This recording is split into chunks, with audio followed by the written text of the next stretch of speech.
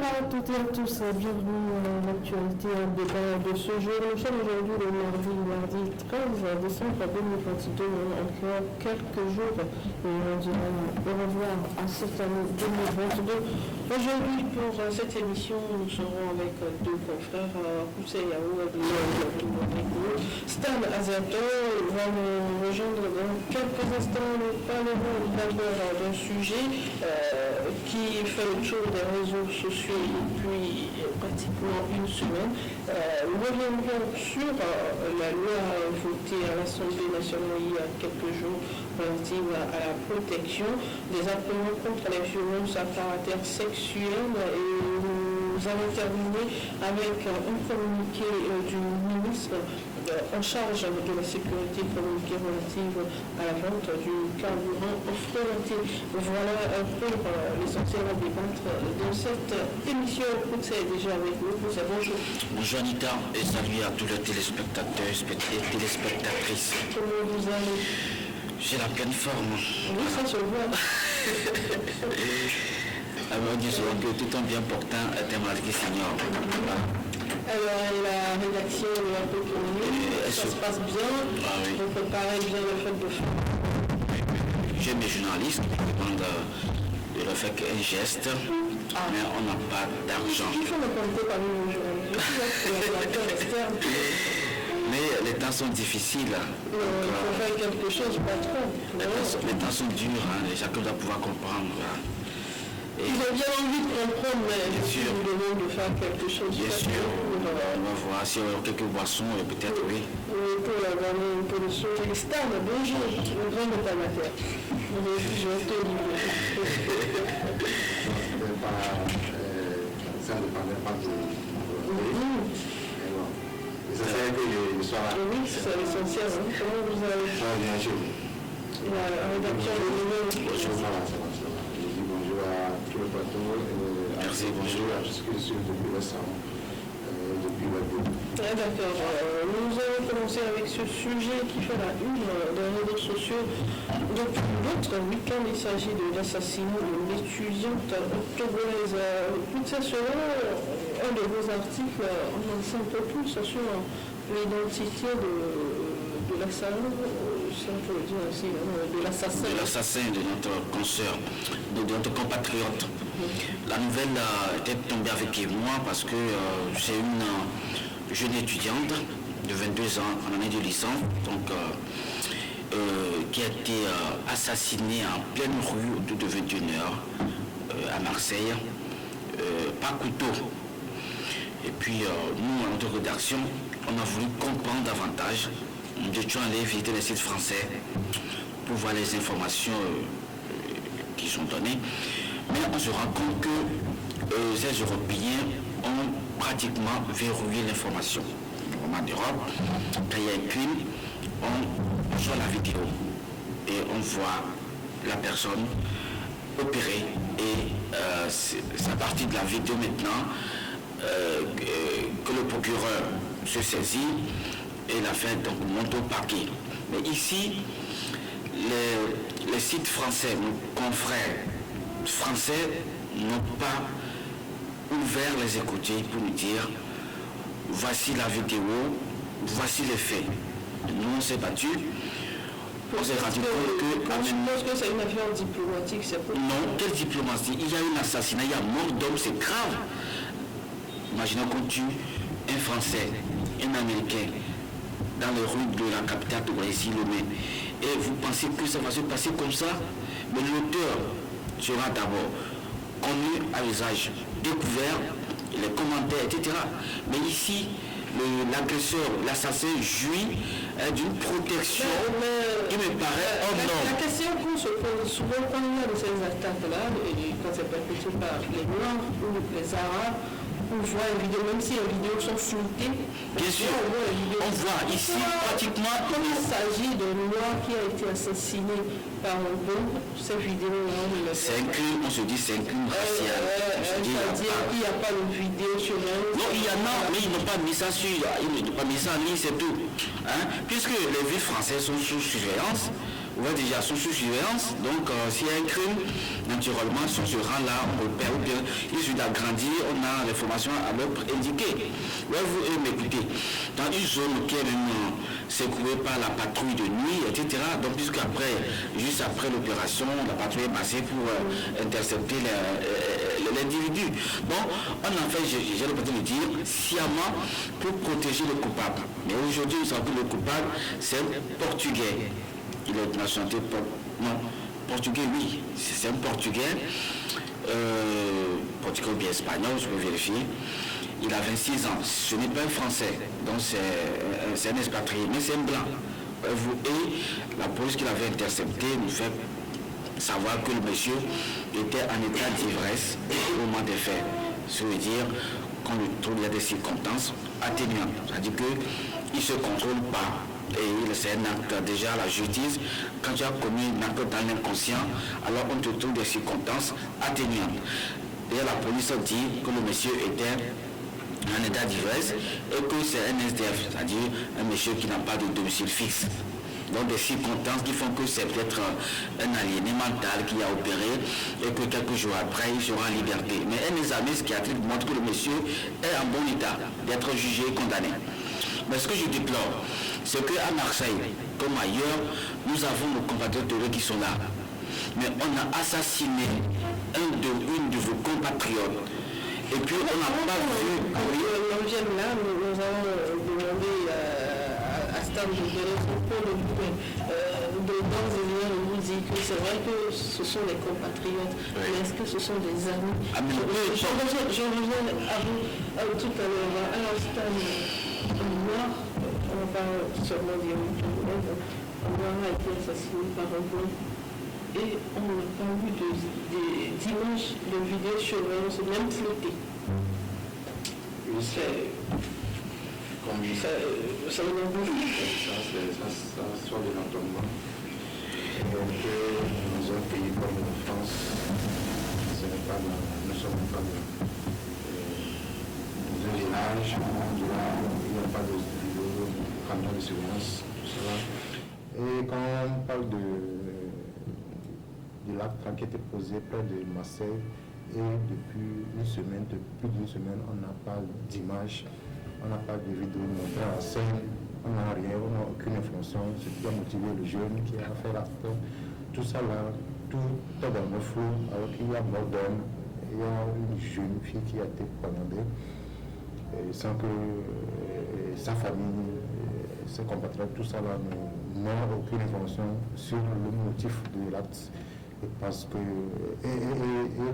sur un acte posé en France, près de Marseille, parce que je veux dire que les gens font sciemment de ne pas révéler l'information, tout simplement parce qu'on veut cacher quelque chose. Parce que, bon... Qu'est-ce qu'on veut cacher? Moi, je me dis, soit... Elle n'est pas politicienne, c'est une jeune fille.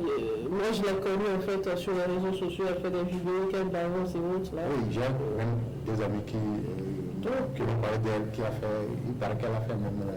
Monsieur Delomy ici, Fasek. Ah, moi, ça, je ne sais pas. Voilà. C'est sur les réseaux sociaux que j'ai connu la fille. Donc, quand j'ai appris la nouvelle et puis j'ai vu la photo, je me dis, mais c'est cette fille-là que je vois souvent dans les vidéos. Il y a un ami qui m'a dit qu'elle avait fait Fasek ici avant de partir. Et ce que moi devant cette situation, j'ai deux options qui se présentent à moi. Soit le garçon était en train de courtiser la fille et cette dernière a refusé. Parce que je dis non, vous avez tué. Si c'est ça, on l'a tué. Comment sinon bon, si vous courtisez une fille, bon, qui mon gars a tué toutes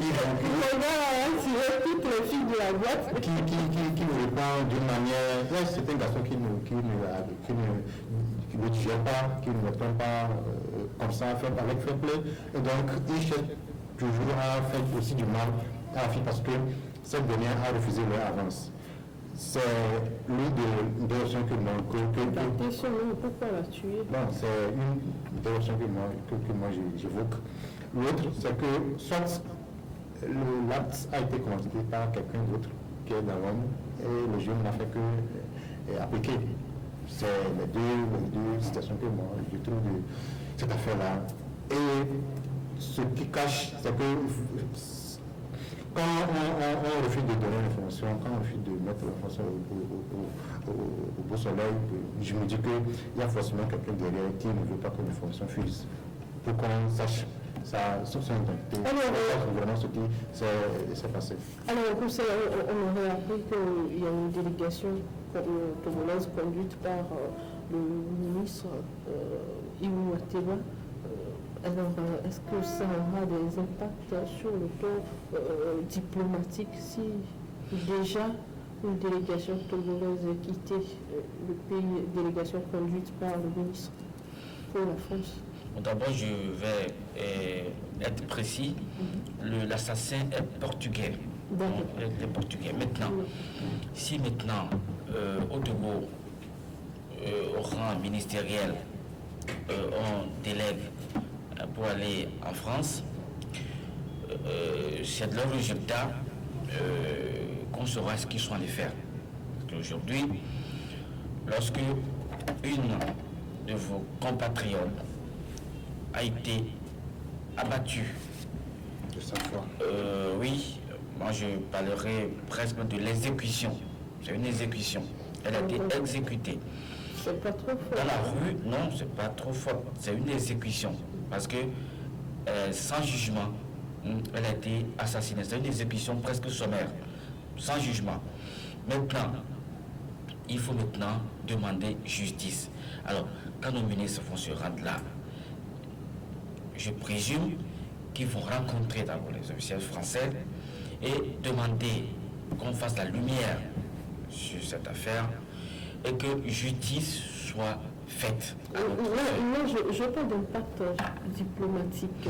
Oui, ça peut créer naturellement un incident diplomatique parce que, imaginons que ce soit un Français, une Française qui soit assassiné dans les rues de Lomé. Alors toutes les capitales du monde vont s'enflammer sur Lomé. Vous voyez déjà, maintenant, le même axe est posé sur nos compatriotes en France et on a comme l'impression que les gens sont en train de protéger le criminel et on refuse que l'information ne fuite. Il n'y a que nous autres qui continuons par bousculer pour dire mais non, écoutez, il faut ci, il faut ça. Nous apprenons que le corps sera donc ramené de Marseille à Paris aujourd'hui et que demain nous aurons le corps à Lomé. Mais écoutez, je me suis... La dépouille... Non. C'est une compatriote. Je suis civilement engagé dans cette bataille. C'est une sœur qui a été assassinée. Je n'ai point besoin de faire lien avec sa famille, peu importe. Je tiens parce que c'est une compatriote. Nous avons la même nationalité. Ça me suffit déjà pour être sa famille. Donc demain, naturellement, le corps sera donc ramené aux frais du gouvernement togolais. Mais ça ne suffit pas. Il faut aller plus loin. C'est de demander que justice soit rendue et que le coupable que nous connaissons. Vous voyez déjà, imaginez comment c'est-à-dire que quelqu'un assassine et la police l'intercepte. Le couteau, l'arme du crime est entre ses mains, taché de sang. Et la police dit que le monsieur a agi parce qu'il était en état d'ivresse. Mais c'est trop facile. Nous sommes tous des soldats sur cette terre. Qui n'a jamais pris de l'alcool au-delà du Nord. Non, mais écoutez, je ne sais pas par quelle mesure la police intercède un criminel et on vous dit non que le criminel est en état d'ivresse, se contrôlait pas au moment des faits. C'est pour lui trouver des circonstances premièrement atténuantes. Parce qu'une noire est assassinée, le blanc protège le blanc. J'ai l'impression de... Parce que, comment peut-on dire sur le coup que le monsieur, est-ce qu'il y a le mot ici on peut le dire à un assassin, mais drogue ou alcool, ou commettez un crime, vous répondez devant la loi. Ça s'arrête là. Maintenant, on lui trouve ses comptes. Maintenant, après, c'est pour dire que le monsieur psychologiquement ne se porte pas bien, donc et 2-3 mois après, on le relâche et nous, non, écoutez, ce qu'il y a de faire, c'est que nous demandions que justice soit rendue pour que de pareils qui ne se reproduisent plus. Mais sans cela, nous allons partir un à un. Le crime racial existe dans ces pays-là. Ça existe. Moi, j'ai ma soeur qui m'appelait d'Italien, elle dit non, mon frère, chez nous, c'est tellement compliqué que là où elle travaille, elle est la seule noire là-bas. Et que les blancs non, ça existe pas. Ça existe pas. Mais tout à l'heure, vous avez évoqué un sujet avant que je ne vous donne la parole. À nouveau, vous avez parlé du fait que les Togolais ne se soient pas rendus sur le lieu où on a rendu hommage à la petite. C'était samedi ou dimanche. Oui, c'est ce que j'ai déploré énormément ça. Parce que quand vous êtes d'une même nation, et que vous vous retrouvez à l'étranger, vous devenez déjà solidaire. Pour savoir si tu es Kabier, Kotokoli, Losso, Momba, peu importe. Quand vous déplacez peut-être pratiquement en France, vous êtes des Togolais, ça s'arrête là. Voyez-vous? Mais c'était pas que qu'on n'a pas réagi. Ça aurait été un Camerounais, ça aurait été un Congolais. Peut-être que dans son école, il n'y avait pas assez d'étudiants. Non, peu importe. Ceux qui ont manifesté, ceux qui ont apporté le. Est-ce que vous les avez vus tous? Sûrement qu'il y avait des Togolais dedans. Mais pas d'une représentation remarquable. Dans une vidéo, là, j'ai vu danser un truc là, quand on filmait. Je pense qu'il faut aller. C'est pas une. Écoutez, moi j'ai été même un peu aigri lorsque j'ai vu l'avocate auprès du cercueil à la morgue. C'est une Togolaise, l'avocate. Elle sourit allègrement pour dire bon, le manteau français bien mais écoutez, je pense que et cette vidéo fait le tour, circule sur les réseaux, mais c'est pas bien tout ça. Une famille est en train de pleurer, toute une république, le monde pleure. Moi j'ai vu les Camerounais faire des vidéos pour dire mais écoutez, mais qui sont en insurrection par rapport à ce qui s'est passé et observe la passivité de ses compatriotes. Voyez-vous? Mais on n'a pas besoin d'être dans le même parti politique. Si vous savez, être ensemble. Dès le que vous êtes Togolais et que vous résidez à l'extérieur, lorsqu'il arrive un mal à vous êtes civilement engagé. Vous êtes civilement engagé. C'est vrai, on se retrouve tous à l'étranger de même nationalité, mais au départ, on n'était pas amis. Est-ce qu'en cas de mauvaises nouvelles, de mésaventures, on a besoin de se soutenir? D'abord, j'aimerais revenir sur un truc. Oui. Tout à l'heure, Poussel disait qu'une délégation ministérielle doit se rendre en France pour avoir déjà. Je me demande, est-ce qu'il faut tout savoir pour avoir l'information? Est-ce qu'il faut vraiment que des autorités togolaises se déplacent sur Paris avant d'avoir les informations là que nous cherchons? Je dis non. Imaginons que c'est un Français qui a été poignardé par un Vietnamien ici au Togo. L'information là, ça va faire le tour des médias en France. C'est ça la force de la France, parce que quand c'est un Français, la communication elle est accentuée. Et je me demande, mais quand c'est une autre nationalité, la communication.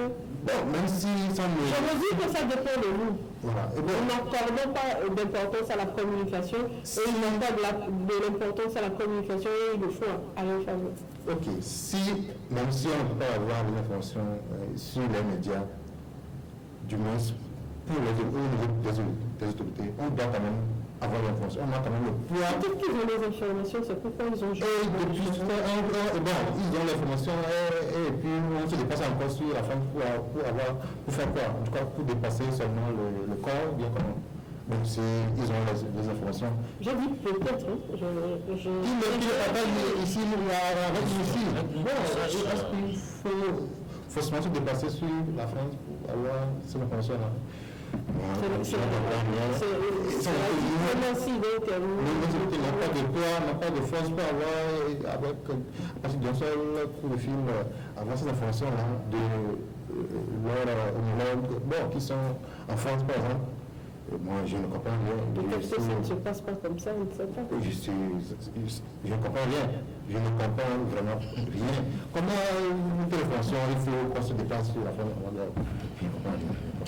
Il n'y a pas d'ambassadeur togolais là-bas en France pour reconnaître les fonctions, non?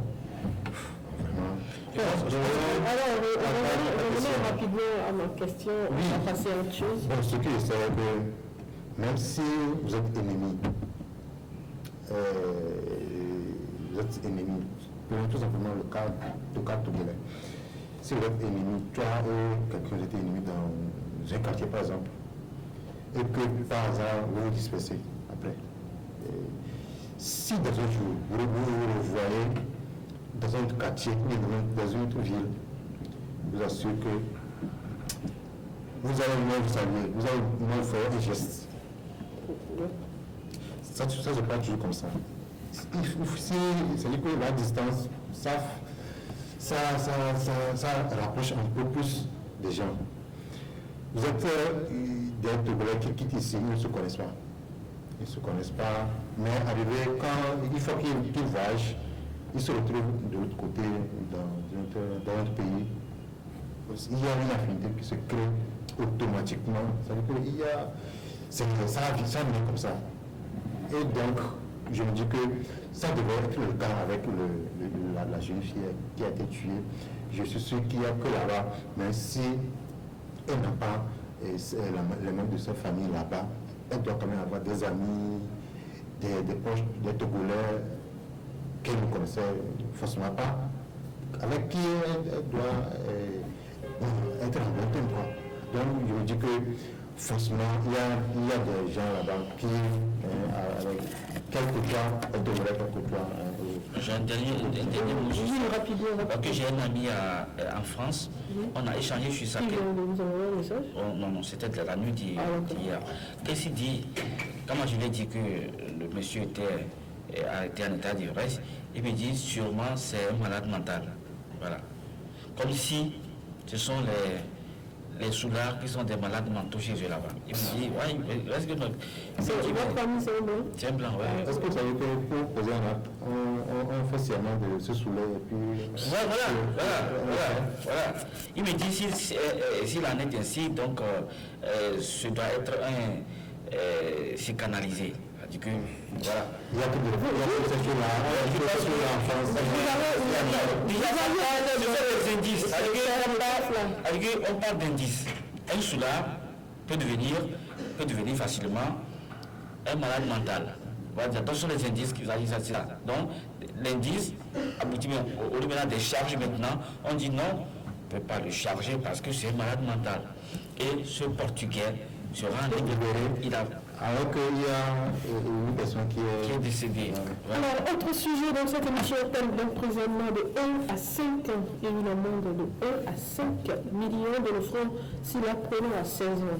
La peine est doublée si l'apprenant a moins de 16 ans. C'est la sanction que prévoit désormais la nouvelle loi relative à la protection des apprenants contre les violences à caractère sexuel. Stan, les choses deviennent dures maintenant.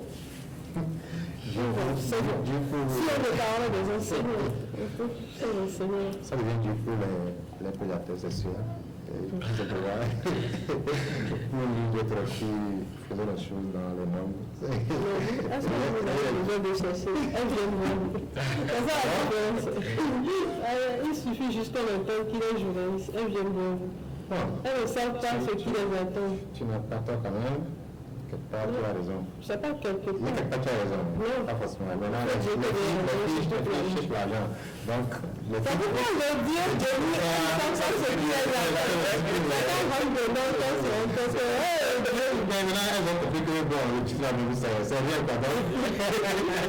Alors, le tout se fait un tour. Ouais, c'est une bonne chose d'initier, de prendre cette décision pour protéger les jeunes filles, parce qu'on a constaté que même dans les écoles, il y a de très jeunes filles qui abandonnent comme ça parce qu'elles ont été enceintes par des enseignants, leurs collègues, leurs camarades ou même élèves. Dans ce cas, est-ce qu'on va appliquer la loi? Moi, je ne sais pas. Puisque à qui on doit appliquer la loi et à qui on ne doit pas l'appliquer. Puisque la loi a bien dit des jeunes filles de moins de 16 ans. Bon, si vous faites, vous êtes qui pour être hors la loi? Bon, je dis que vous pouvez être élève, ça veut dire que vous êtes capable de faire non, jusqu'à enceinte. Bon, la loi s'applique à vous. Dans ça, on n'a pas distingué, en tout cas la loi n'a pas distingué élèves, enseignants, journalistes. Non, parce que si vous le faites à une fille qui a moins de 16 ans, on vous applique, vous aurez la conséquence de votre acte. En tout cas, a priori, moi, je me dis que c'est bien de le faire. Ça peut-être pas complètement les filles, mais ça va décourager un peu ceux qui ont l'habitude de poser un tel acte. Mais quand ça arrive dans les écoles, les élèves qui abandonnent, les jeunes filles qui abandonnent parce qu'elles sont enceintes, est-ce que dans tous les cas, c'est les garçons qui les cotisent? Justement, la loi dit... La loi prévoit des sanctions contre ces personnes-là, si on peut les appeler ça, ces prédateurs-là. Mais est-ce que la loi a vu l'autre côté de la chose? Est-ce qu'il y aura des sanctions pour les élèves qui vont se présenter de façon dénudée? C'est pas prévu. À l'école? C'est pas prévu. Et bien voilà. Pas les choses à revoir. C'est là où moi, quelque chose qui je ne conçois pas bien, une chose dans notre société actuellement, c'est que dans tout, on fait tout pour, on dit protéger la femme, protéger la jeune fille. Mais au final, c'est-à-dire qu'on veut tout donner à la jeune fille, comme si le garçon vient l'homme, c'est méchant, c'est quelqu'un qui n'a pas de sens, qui n'a pas... c'est que quand il se lève, il fait ce qu'il veut avec la femme. Alors que il y a des hommes qui subissent les comment ça? Vous avez une fois été garçon? Bon, lors de 8 mars dernier, on a été sur un reportage sur une activité organisée par les corps habillés, les dames, je ne sais pas comment on les appelle. Les policiers, etc. Elles ont bien dit nous ont bien dit que dans leur corps là, c'est vrai, il y a leurs camarades, garçons, qui les harcèlent, etc. Elles ont aussi dit que parmi elles-mêmes là, elles aussi, elles harcèlent leurs garçons. Que ce n'est pas seulement dans le seul sens. Que elles aussi, elles harcèlent les deux sens. Oui, que c'est dans les deux sens. Que ce n'est pas seulement leur homme là qui les harcèle, que elles aussi, elles le font. Que c'est vice ça. Vous voyez, elles au moins, elles ont le courage de nous révéler ça. Alors, même dans les écoles, il y a des filles qui harcèlent. Moi, je vais dire... Vous savez qu'il y a une sanction qui vous attend. Pourquoi répondre? Est-ce que la loi devient des sanctions pour ces jeunes filles-là, aujourd'hui? Je reviens avec cette question. Vous avez dans certains établissements, souvent c'est privé, des filles qui se présentent avec des tenues exagérées. Il faut dire, c'est exagéré. Quand on vous dit que cet enfant n'a pas encore 16 ans, vous n'allez pas croire. Jamais.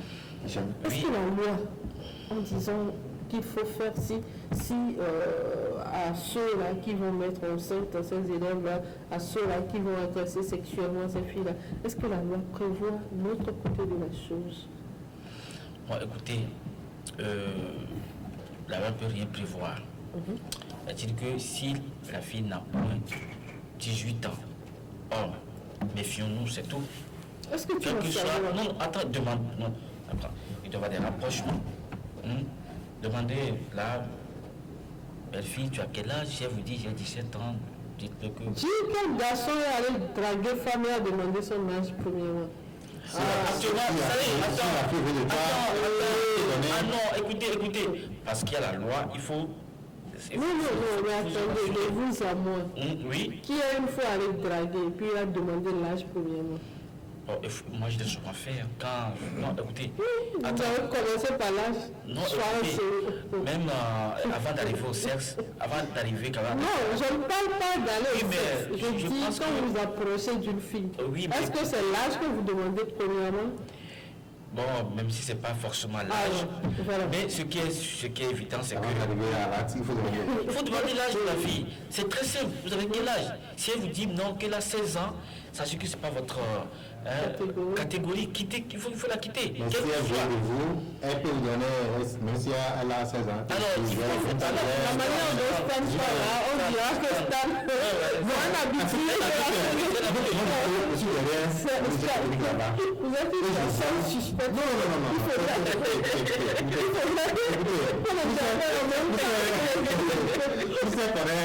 l'emplacement de mon bureau. Je suis derrière Il y a beaucoup de gros qui circulent. et je vois de tout type de filles qui circulent là-bas. C'est-à-dire que vous allez voir des jeunes filles, même en seconde, qui n'ont même pas encore 18 ans, 17 ans, 16 ans. Quand vous les voyez, Elles sont souvent chères.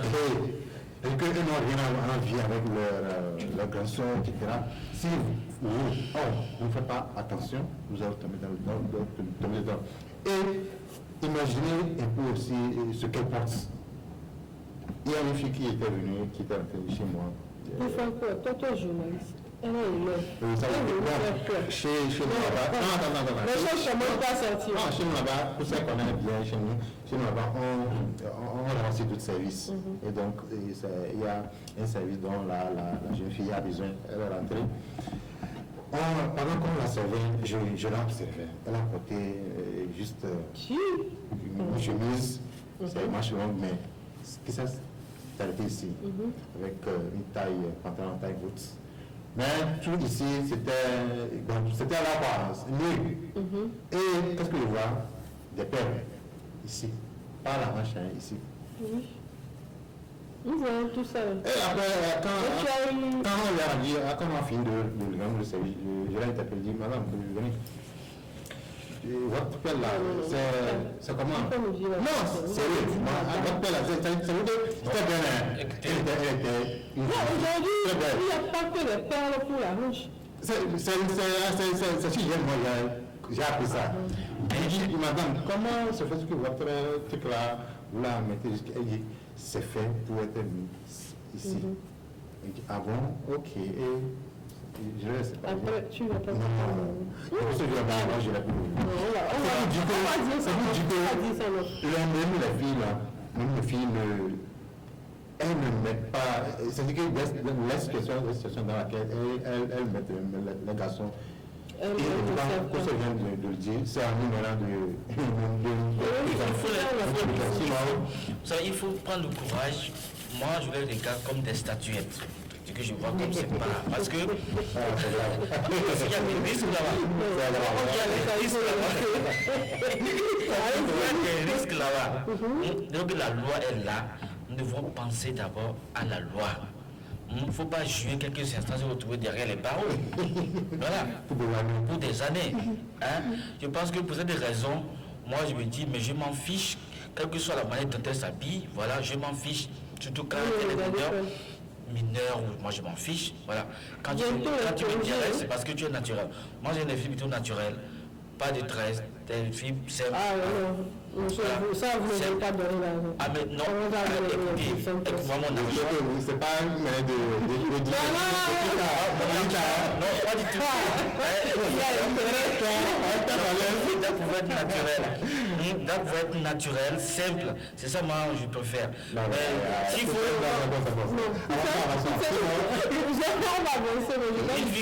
Non, oui. Quand vous entendez déjà quelqu'un dire, moi j'aime les filles naturelles, j'aime ci, j'aime ça. Le gars, c'est vrai, ça c'est clair. Mon argent, c'est pas pour ça. Donc, il ne faut pas dire que vous aimez les filles comme ça. Il faut dire que vous n'aimez pas de sujet pour rapidement cette émission. Le ministre Yak Abraham se dit inquiet de l'ampleur que prend la commercialisation du carburant frelaté. Selon le ministre de la Sécurité, cette activité est dangereuse tant sur le plan sanitaire qu'économique. Dans un communiqué rendu public, il a appelé les grossistes à se conformer aux tests en vigueur et demander aux populations une collaboration pour permettre aux services de sécurité de venir à bout du phénomène. Est-ce qu'on peut venir à bout de ce phénomène? Nulle part au monde. Allez au Bénin, écoutez. Au Bénin, talons à face, fatigué, pas de solution. Mais ici, c'est pareil. Lorsque vous mettez le carburant à un coût très élevé, 700 francs, mais les gens veulent payer. Au bord de la voie, c'est à 700 francs. Malheureusement, mais les gens estiment que la bouteille est beaucoup plus pleine qu'au niveau des stations. Et se ruent donc vers les stations, les produits de consommation frélatés qui sont exposés au bord des routes. Nous sommes d'accord. Bon, maintenant, je pense que il faut d'abord, pour gagner cette bataille, au ministre, d'agir pour qu'il y ait déflation du coût de vente de l'essence à la pompe. Déjà à 500 francs, on va pouvoir décourager ceux qui se tournent vers la rue. Parce que la rue, en temps, par endroit, c'est 650. Et pour une commune de 50 francs ou bien de 25 francs, les gens se ruent donc vers la rue avec tout ce que cela comporte comme conséquence. Donc je pense que pour combattre ce mal, que c'est notre... on dit souvent que votre pouvoir d'achat dépend aussi des prix des produits qui sont sur le terrain. Alors, si les coûts sont donc élevés, alors le pouvoir d'achat devient de plus en plus faible pour les gens, donc ils ne peuvent pas tout acquérir, donc ils vont aller là où c'est un peu moins. Donc je pense qu'il faut maintenant au gouvernement de continuer, surtout au ministre du général Yak, d'agir auprès de ses pairs pour qu'il y ait une déflation sur le coût de vente du pétrole. À 700 francs, moi je dis, c'est parfois difficile à supporter. Parce que ici, 700 francs, c'est tant au bord de la voie que oui, mais pas en droit, c'est 650. Moi j'étais là à Néro. Non, là, on nous rapproche un peu de la frontière, le coût diminue. Mais ça quitte là pour venir ici, c'est ça. Ça quitte là pour venir à Néro, c'est 500. Moi j'ai payé à 500, 750 à Néro. Mais ici c'est 700, donc plus 150. Je vous dis, quand vous quittez le centre-ville pour la frontière Togo-Bénin, ce que le ministre doit savoir, c'est pour dire que le coût de vente du pétrole est élevé. Et ça pousse les gens à aller chercher là où c'est un peu moins. Là où c'est un peu moins, c'est la rue. Ouais, c'est la rue. Avec tout ce que ça comporte comme... Malheureusement, c'est ça. Donc, pour venir à bout, c'est de déflationner donc, le coût de vente à la pompe. Et une question maintenant décourager maintenant, voilà. Est-ce qu'on peut venir à bout de ce phénomène-là? Je ne pense pas. Je ne pense pas qu'on pourra venir à bout de ce phénomène parce que les gens ont pris goût, parce que c'est un moyen pour les gens de nourrir leur famille. Et parce que la population aussi en a besoin. Et ça permet de servir la population. Au moins à Lomé, nous avons plein de stations d'essence. Décalez-vous un peu de Lomé, vous allez voir comment les gens souffrent à cause du carburant. Et comment les gens ont la peine de trouver du carburant. Ici à Lomé, vous pouvez avoir ces stations d'essence qui se répandent face comme ça. Ça n'est pas le cas quand vous quittez un peu Lomé, quittez un peu à l'époque, par exemple. Vous n'allez plus voir des stations d'essence, c'est un peu rare. Et donc, alors que dans cette localité-là, les gens se déplacent, mais les gens vont même au champ avec leur moto. On n'utilise plus le vélo maintenant. Mais c'est également dans cette localité que les gens continuent d'utiliser les lampes qui prennent du pétrole. Vous voyez un peu le risque. Non, le seul moyen de déplacement, ce sont les motos. Les motos ont besoin de carburant. Bien. Et aussi dans cette localité-là, il n'y a pas d'électricité. On se sert pour regarder dans la nuit. Il y a de l'électricité, c'est seulement que c'est pas aller dans les coins un peu reculés comme vous allez dans certains... Donc il n'y en a pas suffisamment. Et donc les gens, pour regarder, doivent forcément utiliser les lampes, etc. je pense que comme nous sommes les Togolais ne sont pas différents des Béninois. Nous avons les mêmes têtes, les mêmes pieds, les mêmes membres, etc. Et donc, nous ne sommes pas différents de... Quand on veut, il s'agit que quand une situation se présente, il faut copier ce qui est bien chez l'autre. C'est pas forcément, c'est pas chaque temps dans le monde qu'on doit copier. Il faut copier ce qui est bien. Si vous voyez que... Pourquoi parfois on vient ici, on dit les ministres ou bien les directeurs de cabinet de tel pays sont venus à l'école dans tel domaine, à l'école de telle chose, dans tel domaine au Togo. Ça veut dire qu'ils viennent, ils ont vu que nous avons fait quelque chose qui est bien, ils veulent s'imprégner de ça et aller le faire chez eux. Nous aussi, on peut copier ce que la manière dont le gouvernement béninois a contourné, a contrecarré cette pratique-là, cette vente-là, ce commerce-là dans le pays. Bon, pourquoi ne pas aussi régulariser le secteur, recenser tous ces acteurs-là, définir un cadre dans lequel les gens peuvent opérer et laisser, pour qu'on évite au maximum les incendies, etc. Et puis, on régule le secteur pour limiter tout simplement le danger. Comme ça, même si on veut évoquer l'aspect djihadisme, bon, si vous régulez le secteur, vous connaissez tous ceux qui opèrent dans le secteur. Bon, quand par hasard quelqu'un sait un djihadiste, bon, vous saurez. Et donc, l'argument qu'évoque monsieur le ministre, bon, moi je ne comprends pas, ce n'est pas le même ou moins pour arriver à bout de cette pratique. Il faut plutôt qu'on régularise le secteur, on recense les gens qui sont dans le secteur, on les connaît, et donc, si quelqu'un pose un acte qui n'est pas catholique, non, rapidement, on le prend. Si je peux dire un peu au sujet de ça, ça peut dire que à nos forces de défense d'agir justement par rapport à ça, il y a de ces véhicules-là pas les véhicules des forces de sécurité, les véhicules qui transportent cette marchandise-là, qui conduisent à tombeau ouvert, a-t-on besoin de rouler vivement pour transporter cette marchandise? Non, puisque c'est un produit de contrebande.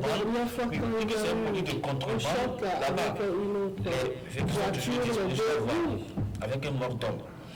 Voyez-vous, quand c'est un produit de contrebande, on fait plus vite pour ne pas être arrêté. Parfois, oui, bien sûr, parfois nous forces de l'ordre aussi. À chaque fois pour chasse, ces voituriers-là qui transportent des produits hautement inflammables. Là, c'est grave. Nous avons donc les lois. Il y a 1000 moyens d'immobiliser un véhicule qui est en fuite. Le code des douanes est là. Il ne faut pas pourchasser à vue d'œil un véhicule transportant de l'essence. Il y a des manières d'immobiliser. Ou bien vous posez par exemple sur la voie des trucs avec des clous. À la rigueur, vous tirez. Non, comme ça. On n'a pas de voie spécifique. Si on place ça, oui, dans ce cas, on a vu comment les gens sont morts dans cette affaire de course-poursuite là. Et la loi dit quoi?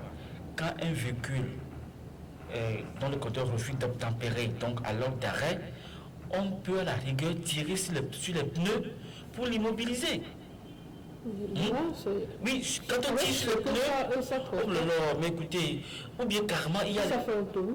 Non, peut-être pas. Si on tire sur les pneus, le véhicule sera obligé de... Oh là là, on verra. Dans tous les cas, c'est d'immobiliser le véhicule sans faire de dégâts. Mais ça, on a vu des jeunes gens mourir. Moi, j'étais allé à Goutou, puis c'est Goutou, dans le Yoto, où au passage du fleuve, comme ça, il y a 4-5 ans comme ça, le monsieur a été assassiné lâchement par un lieutenant de gendarmerie. On a ça. Je pense qu'il faut agir à visage humain. Nous sommes avant tout des Togolais. On ne peut pas vouloir combattre le mal et créer notre mal. On a vu nos frères gendarmes aller se faire brûler récemment sur la ligne là. dans leur véhicule, parce que justement, ça transportait du véhicule, de l'essence, du carburant. Je pense qu'il faut agir à visage humain, qu'on ne déploie pas toute l'énergie militaire pour poursuivre un petit contrebandier et finir les vies humaines qui sont plus chères que l'argent. Donc il faut dire, pour dire mon dernier mot, c'est de dire aux forces de l'ordre d'agir toujours à visage humain. Il ne faut pas considérer ces travailleurs comme des êtres à abattre. Ce sont des humains. Donc, et nos compatriotes qui ont faim et qui se cherchent à manger là. Donc il faut agir. On a vu la dernière fois, si c'était des gars que les gendarmes ont lancé dans une école qui a étouffé les enfants. On a même débattu quelque part. Je pense qu'il faut agir à visage humain. Lorsque vous voulez immobiliser, il faut des techniques qui sont consignées dans le code des douanes. Il ne faut pas aller autre là en tirant sur des individus. Voilà. Alors, ça, Et pour finir en même temps. Je me dis. Est-ce qu'on a forcément besoin de poursuivre quand on voit des contrebandiers comme ça en fuite, en circulation? Alors qu'on sait que nos forces de l'ordre se communiquent entre eux sur tout à fait. Ils se communiquent. Bon, si vous appréciez. C'est que quand je dépasse cela, je vais encore continuer. Bon, on met la lettre bien. Non, moi, je sais que je suis en infraction. J'arrive à citer certaines personnes. Je vais continuer le trajet. En tout cas, on doit quand même essayer de ne pas, en voulant résoudre le problème, en créer d'autres, encore pire. Voilà. Et des innocents qui sont impliqués en rien, à la fin, vont trouver la vie comme ça, des innocents, des gens qui sont dans leur maison.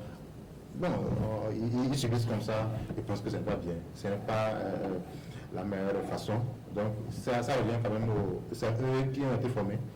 Eux, ils connaissent les techniques, nous, on ne les connaît pas forcément. Et donc, ils doivent forcément avoir des moyens pour éviter les courses poursuites surtout les cartes humaines. Merci à vous, Stan. J'espère vous revoir avant la fin de l'année. Oui, et si vous ne me revoyez pas avant Noël, je vais Noël à tout le monde. Non, j'aimerais prendre la vôtre, c'est les spectateurs, ne vous inquiétez pas. J'espère aussi vous revoir avant la fin de l'année, si on ne se revoit pas, bonne fête quand même. Merci. On sera en contact. C'est pour les enfants. Chers téléspectateurs, merci à vous de nous avoir suivis. On se donne rendez-vous jeudi à partir de 10h. Au revoir. C'est terminé pour aujourd'hui. Je viens, la journaliste, je suis en train de vous raqueter. Je passerai dans mon bureau.